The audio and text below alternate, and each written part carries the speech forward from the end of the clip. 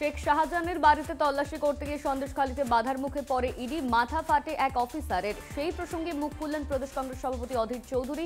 সন্দেশখালীতে এখনই তল্লাশি করে উপদ্রুত এলাকা ঘোষণা করে দেওয়া উচিত বলে দাবি অধীরের।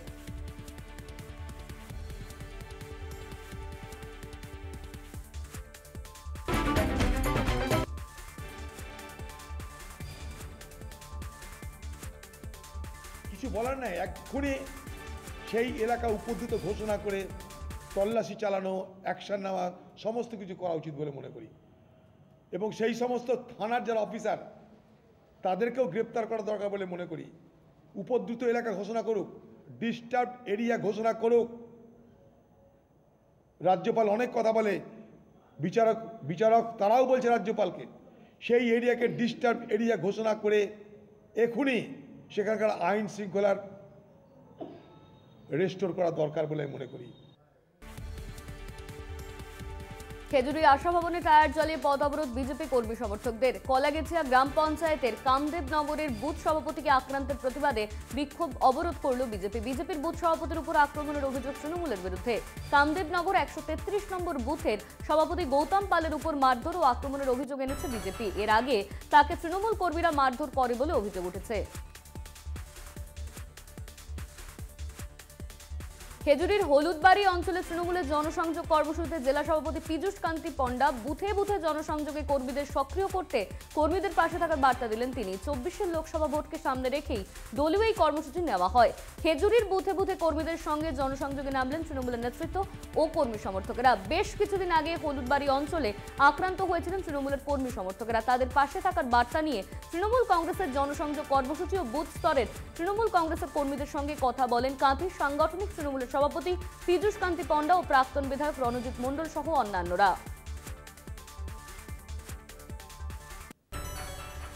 7ই জানুয়ারি কলকাতায় ব্রিগেড সমাবেশের ডাক দিয়েছে ডিওয়াইএফআই। সমাবেশে যোগ দিতে রওনা দিলেন জলপাইগুড়ির মেটালি লোকাল কমিটির সদস্যরা। শনিবার রাতাবাড়ি ফার্ম বাজারের লাল শুক্রা ওরাও ভবনের সামনে থেকে 60 জন কর্মীর একটি বাস ব্রিগেডের উদ্দেশ্যে রওনা দেয়। বকেয়া 100 দিনের কাজের টাকা প্রদান, আবাস যোজনার ঘর প্রদান, বেকার যুবক যুবতীদের কর্মসংস্থান, রাজ্য জুড়ে ঘটে যাওয়া নানা দুর্নীতির বিরুদ্ধে পথে নেমেছে ডিওয়াইএফআই। চাঁচলের নামকরা সোনার দোকানের ডাকাতি আটকালো পুলিশ। ডাকাতিতে জড়িত 5 জনের অন্যতম একজনকে গ্রেপ্তার করল মালদা জেলা পুলিশ। শুক্রবার জেলা পুলিশের বিশেষ অভিযানে ঝাড়খণ্ড পুলিশের সহযোগিতায় সাহেবগঞ্জের জিরুয়াবাড়ি থেকে এক দুষ্কৃতীকে গ্রেপ্তার করা হয়। ধৃতের নাম দীপক কুমার দাস। প্রাথমিক জেরায় ধৃত যুবক ডাকাতিকে জড়িত থাকার ঘটনা স্বীকার করে নিয়েছেন। পুলিশ সূত্রে জানা গেছে টাকার বিনিময়ে বিভিন্ন দুষ্কর্ম করত ওই যুবক।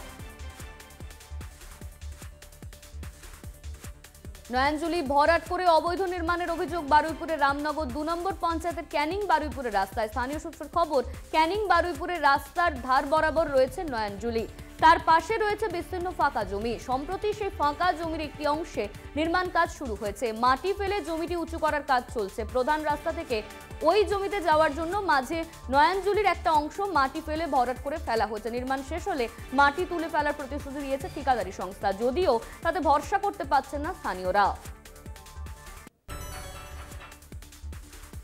রেশন দুর্নীতি মামলায় গ্রেপ্তার বনগাঁ পুরসভার প্রাক্তন পুরপ্রধান শঙ্কর আঢ্য। শুক্রবার দীর্ঘ 17 ঘন্টার ম্যারাথন তল্লাশির পর গভীর রাতে শঙ্কর আঢ্যকে গ্রেপ্তার করে ইডি। শঙ্কর আঢ্যকে নিয়ে বাড়ি থেকে বেরোনোর সময় গাড়ির সামনে বিক্ষোভ, ইডির গাড়িতে ইট বৃষ্টি, জনতাকে ছত্রভঙ্গ করতে লাঠি চালায় সিআরপিএফ এর জওয়ানরা। শঙ্কর আঢ্য স্ত্রী জ্যোৎস্না আঢ্য জানিয়েছেন, তদন্তে সহযোগিতা করলেও জ্যোতিপ্রিয় মল্লিকের একটি চিঠি এনে তাকে গ্রেপ্তার করে ইডি।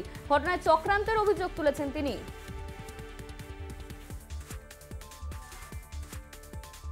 নাজার থানায় শেখ শাহজাহান ও তার অনুগামীদের বিরুদ্ধে অভিযোগ ইডির। পাল্টা বিনা নোটিশে বাড়িতে ঢুকে হেনস্থার অভিযোগ করল শাহজাহানের পরিবার। পাশাপাশি বসিরহাট পুলিশ জেলার তরফে একটি সুও মোটো মামলা রুজু করে তদন্ত শুরু করেছে।